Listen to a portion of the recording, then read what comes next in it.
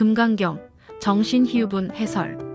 부처님으로부터 심이 깊고 미묘한 사구계의 법문을 들은 수보리 존자가 과연 이러한 법문을 듣고 진실한 믿음을 낼 수 있을까 하는 의문을 내면서부터 시작됩니다. 바른 믿음을 내기가 어렵다는 제목과 일치하는 의문입니다. 하지만 이 질문에 대한 부처님의 답은 단호합니다. 그런 말하지 말라는 것입니다. 왜 부처님께서는 이토록 단호하게 말씀하셨을까요? 시간이 아무리 흐르고 환경이 아무리 바뀌어도 진실로 복을 닫고 향상의 길을 걷는 사람은 이 사구계의 가르침을 바로 믿을 수 있고 이해할 수 있다는 것입니다. 더욱이 이들은 수많은 부처님을 섬겨 한없는 복을 닦아왔고 덕을 쌓았기 때문에 보통 사람이면 어리둥절하게 여길 이 사구계에 대해 깊은 신심을 낸다는 것입니다. 범소유상 계시어망 약견제 상비상 즉견열애. 우리는 이 사구계를 통하여 우리의 신심을 점검해 볼 필요가 있습니다. 불자임을 자부하고 부처님의 가르침을 실천하고 있다는 나는 과연 이 사구계의 말씀을 그렇다 하면서 그대로 받아들입니까? 아마 그런 분은 많지가 않을 것입니다. 이 사구계의 법문을 듣고 맞다, 진짜 말씀이다는 공감이 일어나지 않는다면 우리는 아직 진짜 신심을 바라지 않은 불자입니다. 불교를 믿는 우리의 신심, 우리는 너무나 밖을 향해 찾아다닙니다. 출발점, 원점은 찾으려 하지 않고 자식이나 집안 등의 현실적인 행복을 찾고자 끊임없이 헤맵니다. 잘나고 잘 살아보겠다는 상에 취해 밖으로 행복을 찾아 헤맵니다. 그러나 상이 있는 모든 것은 허망할 뿐입니다. 아무리 잘 가꾸어도 태어난 몸은 죽기 마련이요. 만남이 있으면 헤어지기 마련입니다. 모였다가 흩어지고 생겨났다가 사라지는 것이 모든 상의 본질인 것입니다. 부처님이라 하여 예외일 수 없습니다. 나의 생각으로 만든 물질적인 부처님은 참 부처님이 아닙니다. 그냥 허망한 부처님일 뿐입니다. 그런데도 우리는 상 속에서 부처님을 믿습니다. 모양을 갖춘 부처님, 나의 생각 속의 부처님을 믿습니다. 하지만 이것이 참된 부처님입니까? 사라지고 부서지고 무너지는 이 부처님이 참된 부처님입니까? 아닙니다. 부처님은 상을 떠나 있고 상에 집착한 이상 참된 부처님을 결코 볼 수가 없습니다. 그래서 부처님께서는 무엇보다 먼저 자신의 우상화부터 깨뜨리셨습니다. 그 가르침이 바로 부처님도 예외가 아니라는 범소유상 계시어망이요. 재상이 비상임을 꿰뚫어 볼 줄 알아야 즉견열애한다는 것입니다. 이제 사구계를 통하여 우리의 신심을 다시 정립해야 합니다. 상을 떠나 참된 신심을 바탕으로 한 깨달음의 세계로 나아가야 합니다. 아니, 원점의 자리로 돌아가야 합니다. 그렇게 되면 한량없는 복덕을 얻게 됩니다. 금강경에서는 말씀하십니다. 수보리여, 열애는 이러한 모든 중생이 한량없는 복덕을 얻음을 모두 알고 본다. 이 말씀은 사구계를 믿고 그 가르침을 실천하는 사람은 한량없는 행복과 영광, 누림을 부처님께서 다 알고 본다는 것입니다. 하지만 이 말씀이 도를 이룬 부처님께서 중생 개개인을 일일이 찾아가서 알고 본다는 것은 아닙니다. 부처님께서는 원점에 서서 모든 중생의 복덕을 관찰하십니다. 중생과 부처의 원점이 같기 때문에 그 원점을 알 때 일체 중생을 다 알고 다 볼 수 있는 것입니다. 원점에서 관찰할 때 한량없는 복덕을 얻는 중생들. 그렇습니다.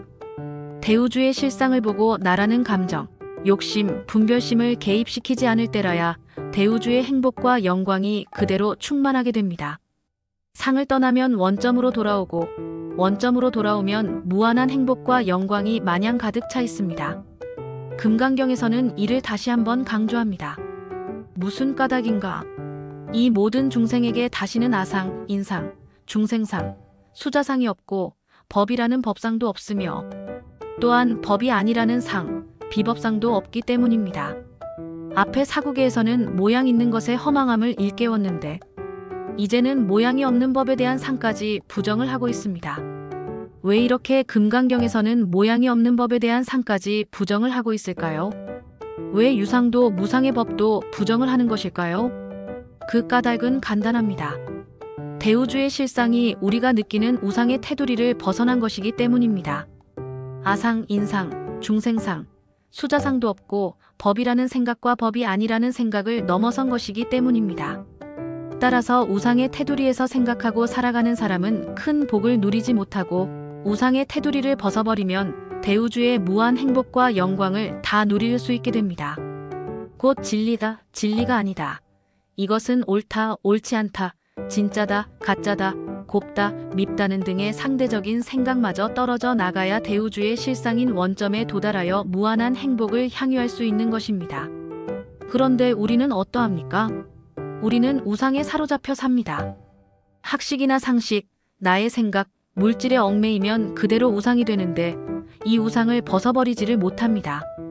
법이라는 생각, 법이 아니라는 생각, 옳다 그르다는 생각, 나의 욕심 감정, 고집, 사랑, 내가 한다 했다 해줬다는 등의 갖가지 우상에 붙들려 일평생을 보냅니다. 정녕 우리가 평생을 나다 너다 하며 살지만 나 스스로가 만든 우상을 벗어나 참으로 자유로운 나로 산 시간은 얼마나 됩니까? 그리고 남을 위해서는 얼마나 아낌없이 살았습니까?